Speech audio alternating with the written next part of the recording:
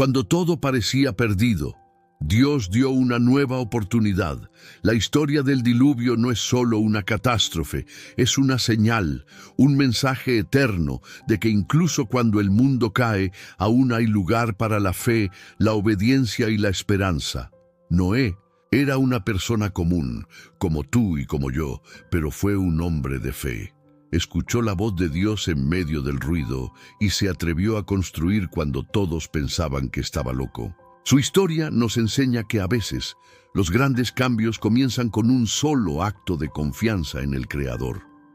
¿Te atreves a descubrir lo que esta historia aún puede enseñarte hoy? Suscríbete al canal, comparte este video y déjate inspirar por una de las historias más poderosas de todos los tiempos. Comencemos. En los días de Noé pesaba sobre la tierra una doble maldición como consecuencia de la transgresión de Adán y del asesinato cometido por Caín. No obstante esta circunstancia, la faz de la naturaleza no había cambiado mucho. Había señales evidentes de decadencia, pero la tierra todavía era bella y rica con los regalos de la providencia de Dios. Las colinas estaban coronadas de majestuosos árboles que sostenían los sarmientos cargados del fruto de la vid.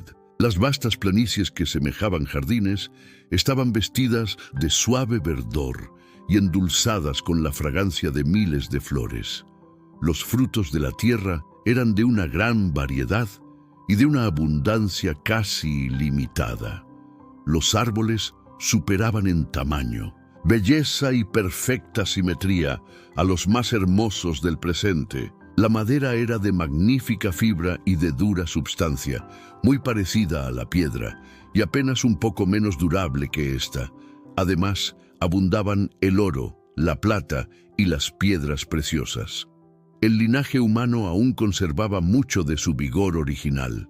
Solo pocas generaciones habían pasado desde que Adán había tenido acceso al árbol que había de prolongar la vida, y la unidad de la existencia del hombre era todavía el siglo. Si aquellas personas dotadas de longevidad hubieran dedicado al servicio de Dios sus excepcionales facultades para hacer planes y ejecutarlos, habrían hecho del nombre de su Creador un motivo de alabanza en la tierra, y habrían cumplido el motivo por el cual Él les dio la vida. Pero dejaron de hacerlo. Había muchos gigantes, hombres de gran estatura y fuerza, renombrados por su sabiduría, hábiles para proyectar las más sutiles y maravillosas obras. Pero la culpa en que incurrieron al dar rienda suelta a la iniquidad fue proporcional a su pericia y habilidad mentales.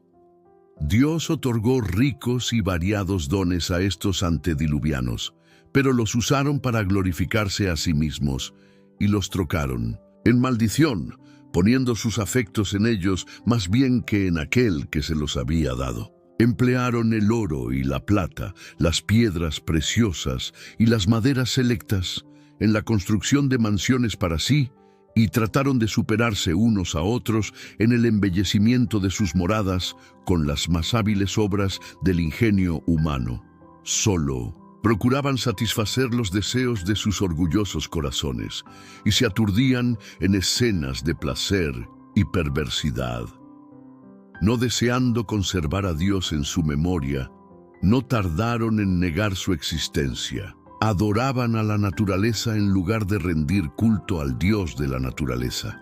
Glorificaban al ingenio humano, adoraban las obras de sus propias manos y enseñaban a sus hijos a postrarse ante imágenes esculpidas. Construyeron altares a sus ídolos en los verdes campos y bajo la sombra de hermosos árboles. Bosques extensos que conservaban su follaje siempre verde eran dedicados al culto de dioses falsos. A estos bosques estaban unidos bellos jardines, con largas y sinuosas avenidas adornadas de árboles cargados de frutos y de toda clase de estatuas, todo lo cual estaba provisto de cuanto podía agradar a los sentidos y fomentar los voluptuosos deseos del pueblo, y así inducirlo a participar del culto idólatra. Los hombres eliminaron a Dios de su mente y adoraron las creaciones de su propia imaginación y como consecuencia se degradaron más y más. El salmista describe el efecto producido por la adoración de ídolos sobre quienes la practican, como ellos son los que los hacen, cualquiera que en ellos confía. Salmos capítulo 15, versículo 8. Es una ley del espíritu humano que nos hacemos semejantes a lo que contemplamos. El hombre no se elevará más allá de sus conceptos acerca de la verdad, la pureza y la santidad. Si el espíritu no sube nunca más arriba que el nivel humano, si no se eleva mediante la fe para comprender la sabiduría y el amor infinitos, el hombre irá hundiéndose cada vez más. Los adoradores de falsos dioses revestían a sus deidades de cualidades y pasiones humanas y rebajaban así sus normas de carácter a la semejanza de la humanidad pecaminosa. Como resultado lógico, se corrompieron, y vio Jehová que la malicia de los hombres era mucha en la tierra, y que todo designio de los pensamientos del corazón de ellos era de continuo solamente el mal, y corrompióse la tierra delante de Dios, y estaba la tierra llena de violencia. Génesis capítulo 6, versículos 5 al 11. Dios había dado a los hombres sus mandamientos como norma de vida, pero su ley fue quebrantada, y como resultado cometieron todos los pecados concebibles. La impiedad de los hombres fue manifiesta y osada, la justicia fue pisoteada en el polvo, y las lamentaciones de los oprimidos ascendieron hasta el cielo. La poligamia había sido introducida desde temprano, contra la divina voluntad manifestada en el principio. El Señor dio a Adán una mujer, revelando así sus órdenes. Pero después de la caída, los hombres prefirieron seguir sus deseos pecaminosos, y como resultado, aumentaron rápidamente los delitos y la desgracia. No se respetaba el vínculo matrimonial ni los derechos de propiedad. Cualquiera que codiciaba las mujeres o los bienes de su prójimo, los tomaba por la fuerza. Y los hombres se regocijaban en sus hechos de violencia. Gozaban matando los animales, y el consumo de la carne como alimento los volvía aún más crueles y sedientos de sangre, hasta que llegaron a considerar la vida humana con sorprendente indiferencia. El mundo estaba en su infancia. No obstante, la iniquidad del género humano se había hecho tan profunda y general que Dios no pudo soportarla más, y dijo: «Raeré los hombres que he criado de sobre la faz de la tierra». Declaró que su espíritu no contendería para siempre con la humanidad culpable. Si los hombres no cesaban de manchar el mundo y sus ricos tesoros con sus pecados, los borraría de su creación y destruiría las cosas que con tanta delicia les había brindado. Arrebataría las bestias de los campos y la vegetación que les suministraba abundante abastecimiento de alimentos, y transformaría la bella tierra en un vasto panorama de desolación y ruina. En medio de la corrupción reinante, Matusalén, Noé y muchos más trabajaron para conservar el conocimiento del verdadero Dios y para detener la ola del mal. 120 años antes del diluvio, el Señor, mediante un santo ángel, comunicó a Noé su propósito y le ordenó que construyese un arca. Mientras la construía, había de predicar que Dios iba a traer sobre la tierra un diluvio para destruir a los impíos. Los que creyesen en el mensaje y se preparasen para ese acontecimiento mediante el arrepentimiento y la reforma, obtendrían perdón y serían salvos. Enoc había repetido a sus hijos lo que Dios le había manifestado tocante al diluvio, y Matusalén y sus hijos, que alcanzaron a oír las prédicas de Noé, le ayudaron en la construcción del arca. Dios dio a Noé las dimensiones exactas del arca y explícitas instrucciones acerca de todos los detalles de su construcción. La sabiduría humana no podría haber ideado una estructura de tanta solidez y durabilidad.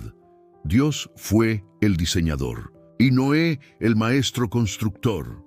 Se construyó como el casco de un barco para que pudiese flotar en el agua, pero en ciertos aspectos se parecía más a una casa.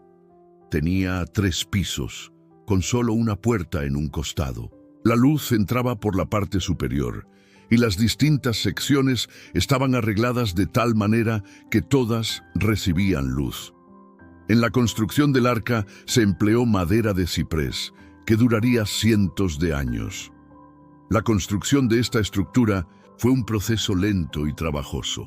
A pesar de la gran fuerza que poseían los hombres de aquel entonces, debido al gran tamaño de los árboles y la naturaleza de la madera, se necesitaba mucho más tiempo que ahora para prepararla. Se hizo todo lo humanamente posible para que la obra resultase perfecta. Sin embargo, el arca de por sí no hubiera podido soportar la tempestad que había de venir sobre la tierra. Solo Dios podía guardar a sus siervos de las aguas borrascosas. Por la fe Noé, habiendo recibido respuesta de cosas que aún no se veían, con temor aparejó el arca en que su casa se salvase. Por la fe condenó al mundo y fue hecho heredero de la justicia que es por la fe. Hebreos capítulo 11 versículo 7.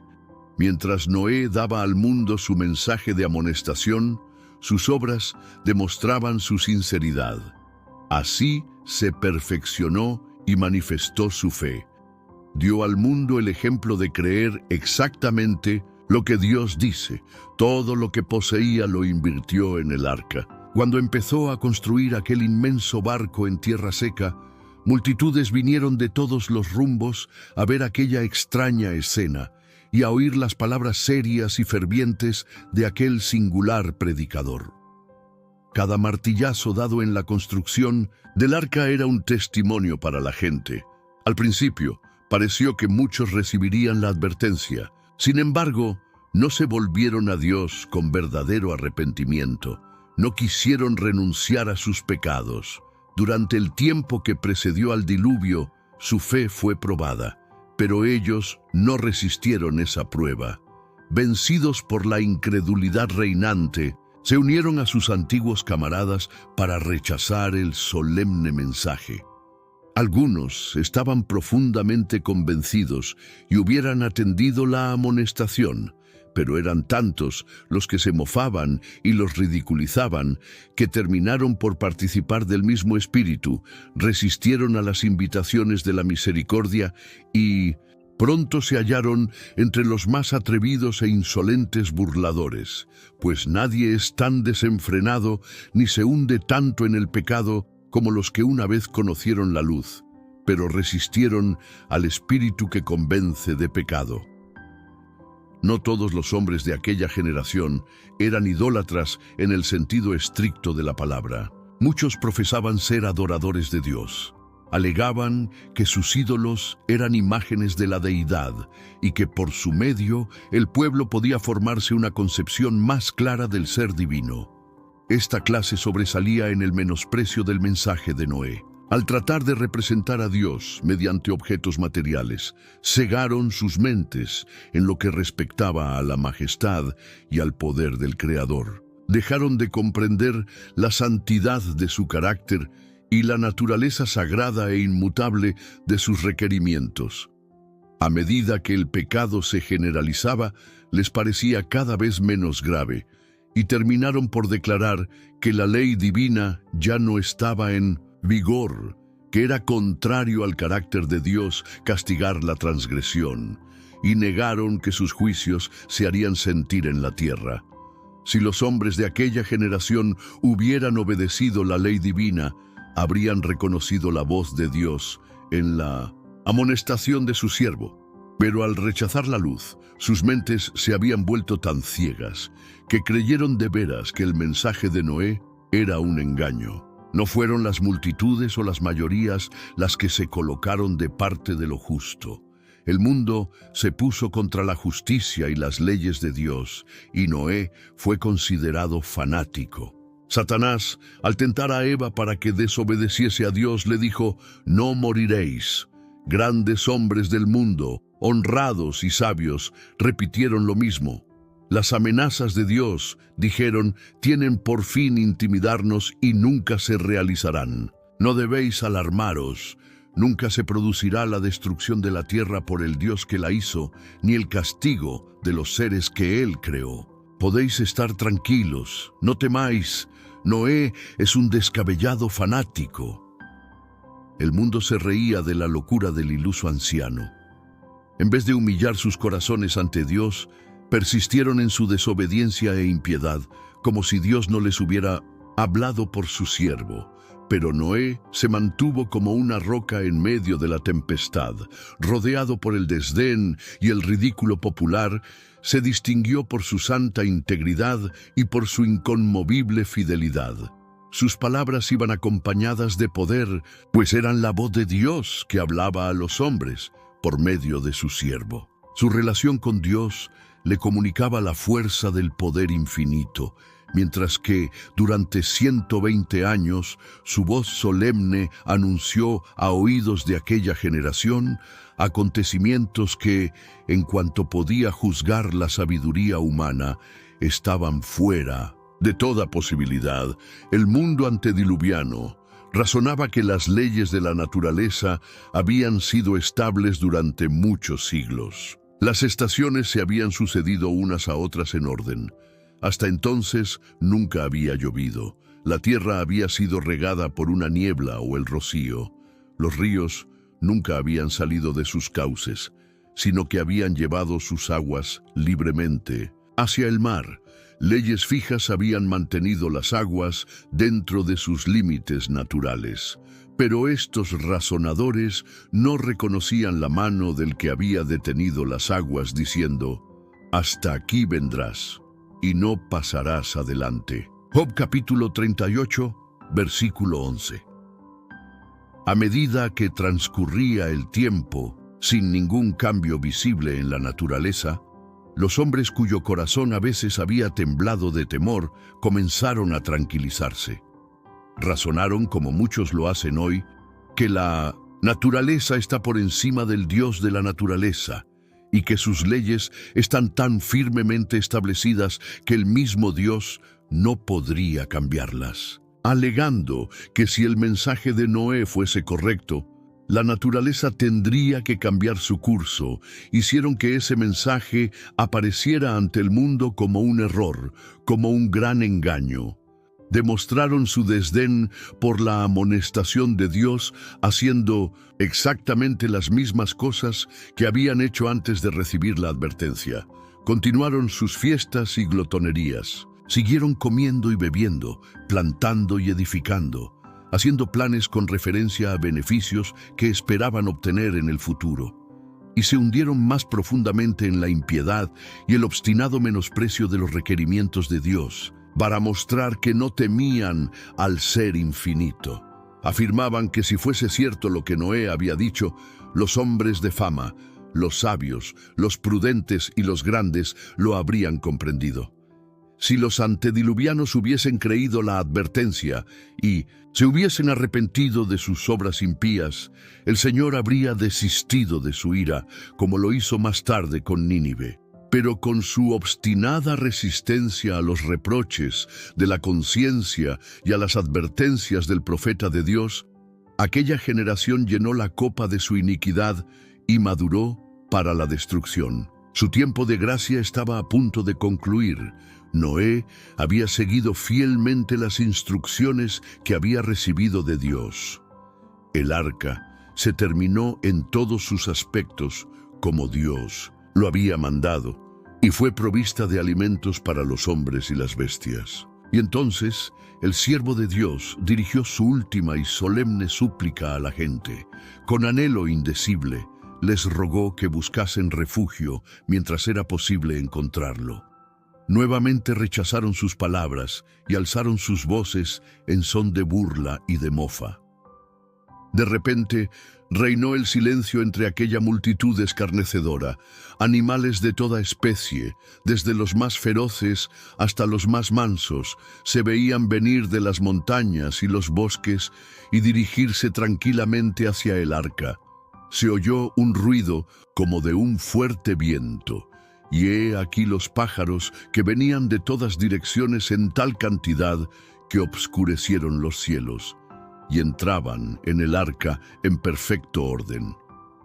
Los animales obedecían la palabra de Dios, mientras que los hombres la desobedecían. Dirigidos por santos ángeles, de dos en dos entraron con Noé en el arca, y los animales limpios de 7 en 7. Esto lo encontramos en Génesis capítulo 7, versículo 9. El mundo miraba maravillado, algunos hasta con temor. Llamaron a los filósofos para que explicasen aquel singular suceso, pero fue en vano. Era un misterio que no podían comprender. Pero los corazones de los hombres se habían endurecido tanto al rechazar obstinadamente la luz, que aún esta escena les produjo solo una impresión pasajera. La raza condenada contemplaba el sol en toda su gloria y la tierra revestida casi de la belleza del Edén, y ahuyentó sus crecientes temores mediante ruidosas diversiones. Y mediante actos de violencia pareció atraer sobre sí la ya despierta ira de Dios. Dios mandó a Noé: «Entra tú y toda tu casa en el arca, porque a ti he visto justo delante de mí en esta generación». Génesis capítulo 7, versículo 1. Las advertencias de Noé habían sido rechazadas por el mundo, pero su influencia y su ejemplo habían sido una bendición para su familia. Como premio por su fidelidad e integridad, Dios salvó con él a todos los miembros de su familia. ¡Qué estímulo para la fidelidad de los padres! La misericordia dejó de suplicar a la raza culpable. Las bestias de los campos y las aves del aire habían entrado en su refugio. Noé y su familia estaban en el arca, y Jehová le cerró la puerta. Se vio un relámpago deslumbrante, y una nube de gloria más vívida que el relámpago descendió del cielo para cernerse ante la entrada del arca. La maciza puerta, que no podían cerrar los que estaban dentro, fue puesta lentamente en su sitio por manos invisibles. Noé quedó adentro, y los que habían desechado la misericordia de Dios quedaron afuera. El sello del cielo fue puesto sobre la puerta. Dios la había cerrado, y solo Dios podía abrirla. Asimismo, cuando Cristo deje de interceder por los hombres, culpables antes de su venida en las nubes del cielo, la puerta de la misericordia será cerrada. Entonces la gracia divina ya no refrenará más a los impíos, y Satanás tendrá dominio absoluto sobre los que hayan rechazado la misericordia divina. Pugnarán ellos por destruir al pueblo de Dios. Pero así como Noé fue guardado en el arca, los justos serán escudados por el poder divino. Durante 7 días después que Noé y su familia hubieron entrado en el arca, no aparecieron señales de la inminente tempestad. Durante ese tiempo se probó su fe. Fue un momento de triunfo para el mundo exterior.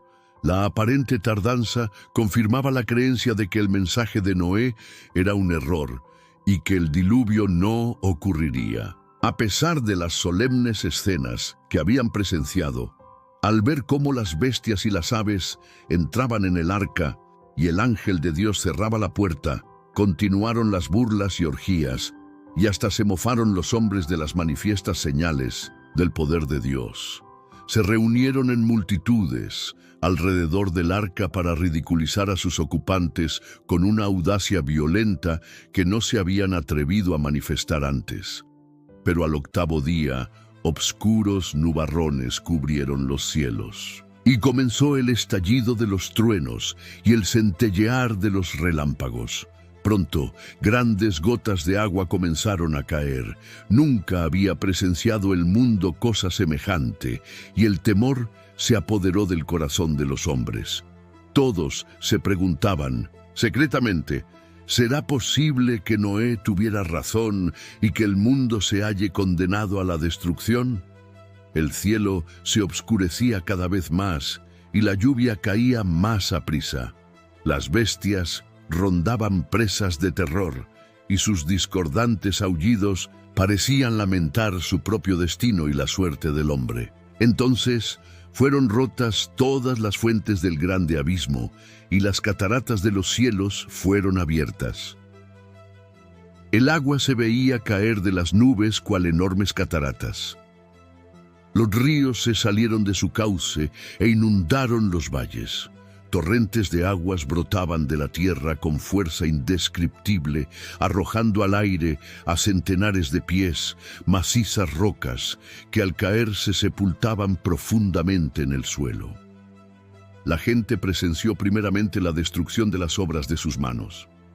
Sus espléndidos edificios, sus bellos jardines y alamedas donde habían colocado sus ídolos fueron destruidos por los rayos y sus escombros fueron diseminados. Los altares donde habían ofrecido sacrificios humanos fueron destruidos y los adoradores temblaron ante el poder del Dios viviente y comprendieron que había sido su corrupción e idolatría lo que había provocado su destrucción.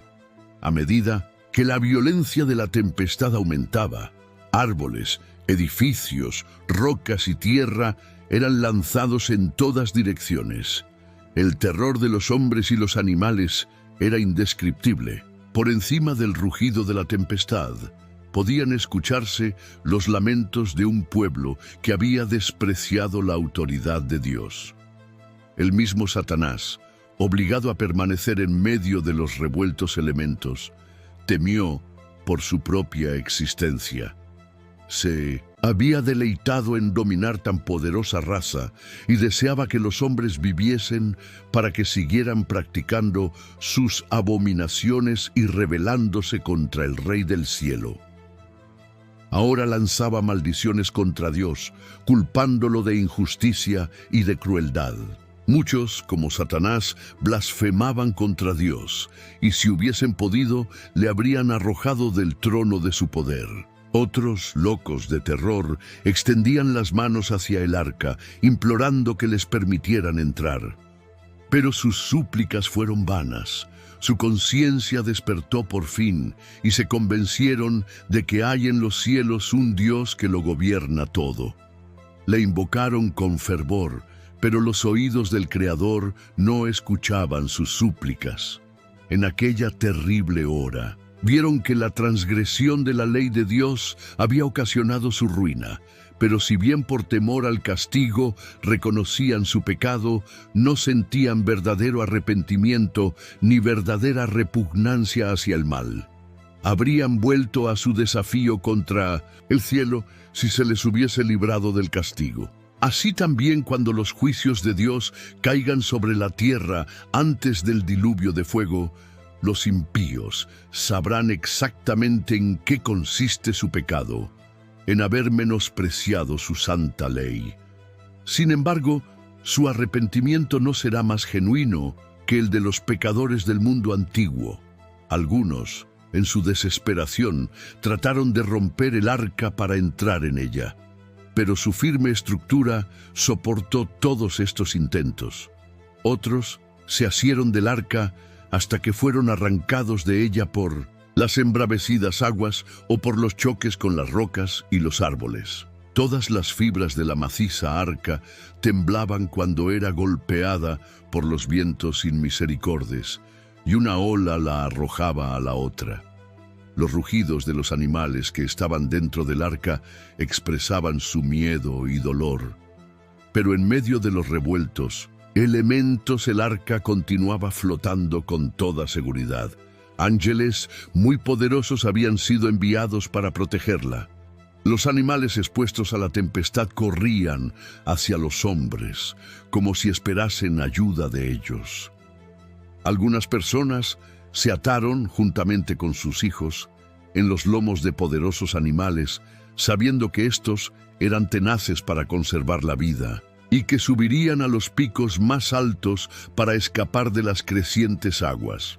Otros se ataron a altos árboles en la cumbre de las colinas o las montañas, pero los árboles fueron desarraigados y juntamente con su cargamento de seres vivientes fueron lanzados a las bullentes olas. Sitio tras sitio que prometía seguridad era abandonado, A medida que las aguas subían más y más, la gente huía a las más elevadas montañas en busca de refugio. En muchos lugares podía verse a hombres y animales que luchaban por asentar pie en un mismo sitio, hasta que al fin unos y otros eran barridos por la furia de los elementos. Desde las cimas más altas, los hombres contemplaban un enorme océano sin playas. Las solemnes amonestaciones del siervo de Dios ya no eran objeto de ridículo y mofa.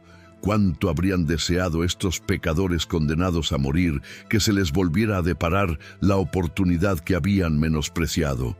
¿Cómo imploraban que se les diera una hora más de gracia, otra manifestación de misericordia, otra invitación de labios de Noé?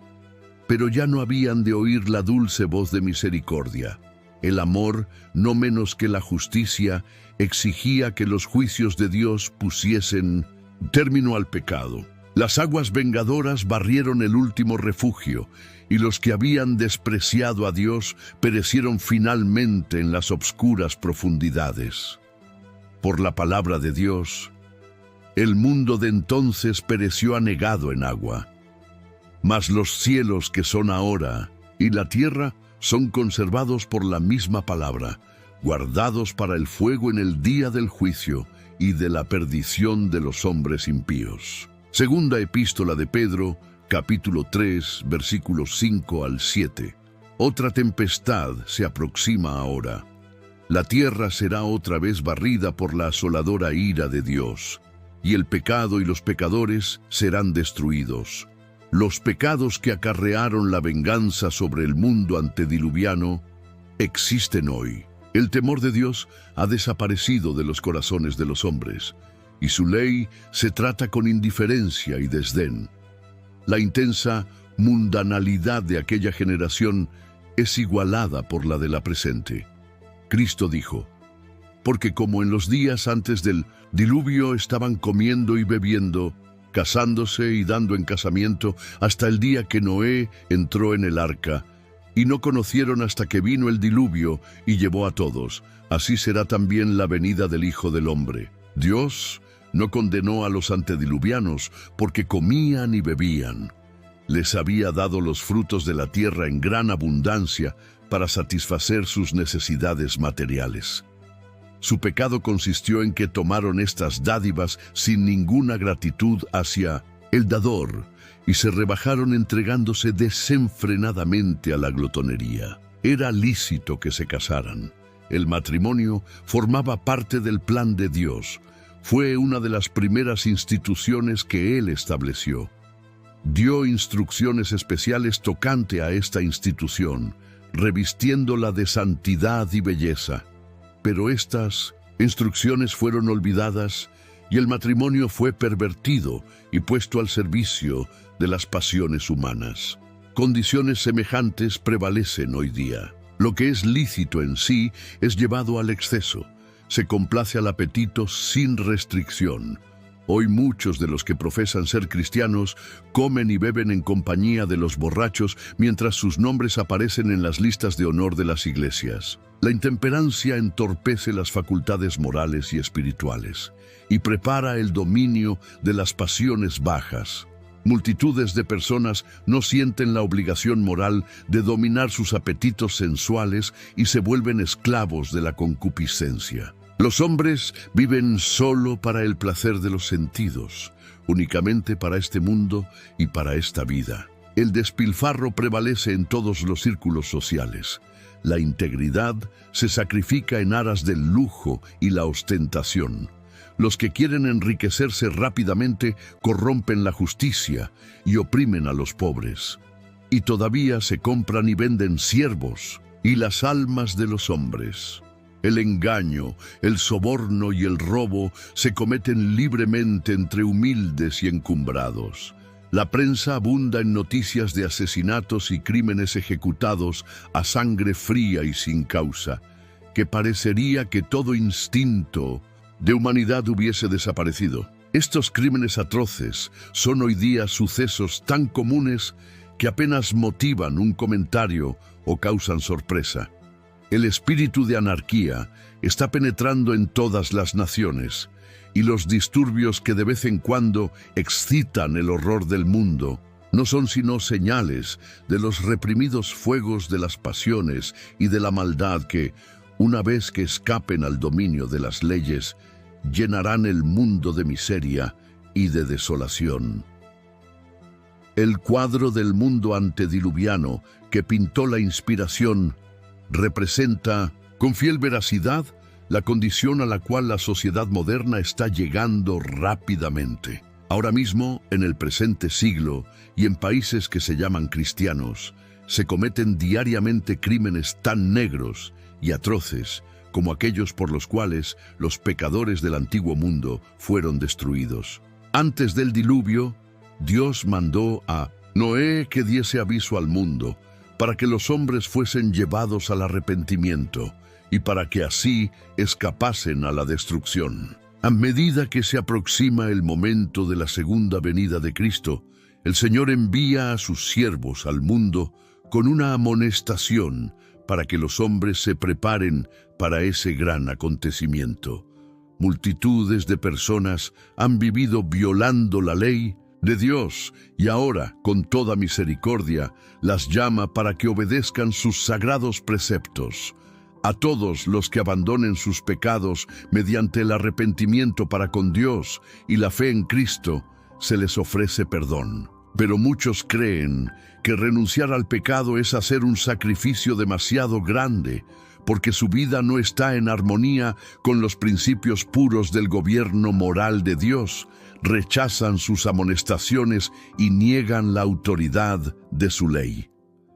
Solamente 8 almas de la enorme población antediluviana creyeron y obedecieron la palabra que Dios les habló por labios de Noé. Durante 120 años, el predicador de la justicia amonestó al mundo acerca de la destrucción que se aproximaba, pero su mensaje fue desechado y despreciado. Lo mismo sucederá ahora. Antes de que el legislador venga a castigar a los desobedientes, exhorta a los transgresores a que se arrepientan y vuelvan a su lealtad. Pero para la mayoría estas advertencias serán vanas. Dice el apóstol Pedro: en los postreros días vendrán burladores, andando según sus propias concupiscencias y diciendo: ¿dónde está la promesa de su advenimiento? Porque desde el día en que los padres durmieron, todas las cosas permanecen así como desde el principio de la creación. ¿No oímos repetir hoy estas mismas palabras, no solo por los impíos, sino también por muchos que ocupan los púlpitos en nuestra tierra? No hay motivo de alarma, dicen. Antes de que venga Cristo se ha de convertir el mundo entero y la justicia ha de reinar durante 1000 años. Paz, paz. Todo permanece así como desde el principio. Nadie se turbe por el inquietante mensaje de estos alarmistas. Pero esta doctrina del milenario no está en armonía con las enseñanzas de Cristo y de los apóstoles. Jesús hizo esta pregunta significativa: cuando el Hijo del Hombre viniere, ¿hallará fe en la tierra? Como hemos visto, Él manifiesta que el estado del mundo será como en los días de Noé. San Pablo nos recuerda que la impiedad aumentará a medida que se acerque el fin. El Espíritu dice manifiestamente que en los venideros tiempos algunos apostatarán de la fe, escuchando a espíritus de error y a doctrinas de demonios. El apóstol Pablo dice que en los postreros días vendrán tiempos peligrosos, y nos da una tremenda lista de pecados que se notarían entre quienes tendrían apariencia de piedad. Mientras que su tiempo de gracia estaba concluyendo, los antediluvianos se entregaban a una vida agitada de diversiones y festividades. Los que poseían influencia y poder se empeñaban en distraer la atención del pueblo con alegrías y placeres, para que ninguno se dejara impresionar por la última solemne advertencia. ¿No vemos repetirse lo mismo hoy?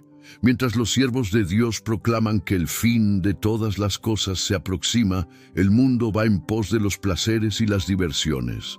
hay constantemente abundancia de excitaciones que causan indiferencia hacia Dios e impiden que la gente sea impresionada por las únicas verdades que podrían salvarla de la destrucción que se avecina. En los días de Noé, los filósofos declararon que era imposible que el mundo fuese destruido por el agua. Asimismo, hay ahora hombres de ciencia que tratan de probar que el mundo no puede ser destruido por fuego, que esto es incompatible con las leyes naturales.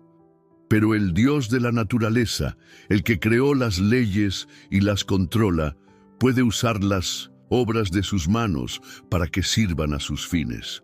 Cuando los grandes sabios habían probado a su entera satisfacción que era imposible que el mundo fuese destruido por agua, cuando los temores del pueblo se habían tranquilizado, cuando todos consideraban que la profecía de Noé era un engaño y le llamaban fanático, entonces llegó la hora de Dios. Fueron rotas todas las fuentes del grande abismo y las cataratas de los cielos fueron abiertas, y los burladores sucumbieron en las aguas del diluvio.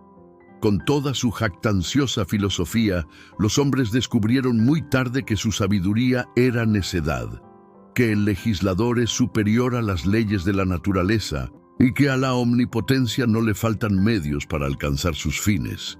Y como fue en los días de Noé, como esto será el día en que el Hijo del Hombre se manifestará. El día del Señor vendrá como ladrón en la noche, en el cual los cielos pasarán con grande estruendo, y los elementos ardiendo serán deshechos, y la tierra y las obras que en ella están serán quemadas. Cuando los razonamientos de la filosofía hayan desterrado el temor a los juicios de Dios, cuando los maestros de la religión nos hablen de largos siglos de paz y prosperidad, y el mundo se dedique por completo a sus negocios y placeres, a plantar y edificar, a fiestas y diversiones, y desechando las amonestaciones de Dios, se burle de sus mensajeros, entonces vendrá sobre ellos destrucción de repente, y no escaparán.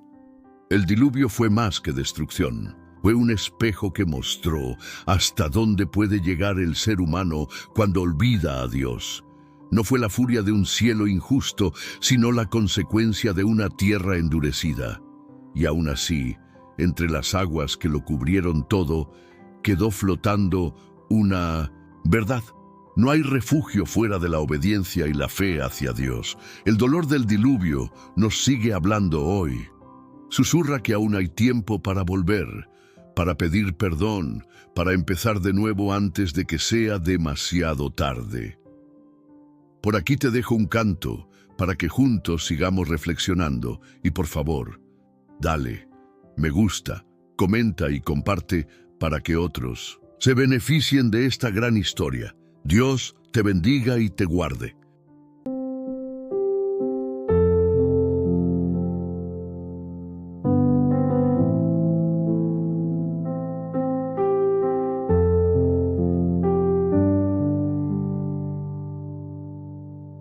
En medio del ruido, cuando todo cayó, la tierra temblaba, el cielo se oscureció. La voz de Dios me llamó, construye un arca, aunque nadie entendía, yo dije que sí.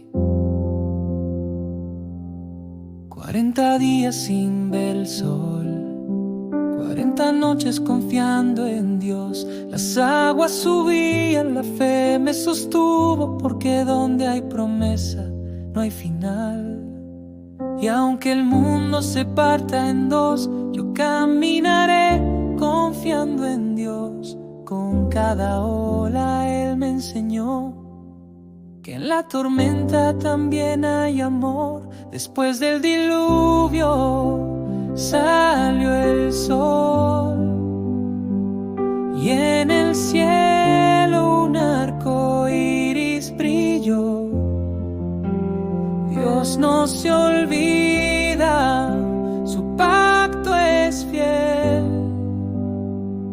La esperanza esperanza florece con cada amanecer. Yo vi la promesa nacer después del diluvio.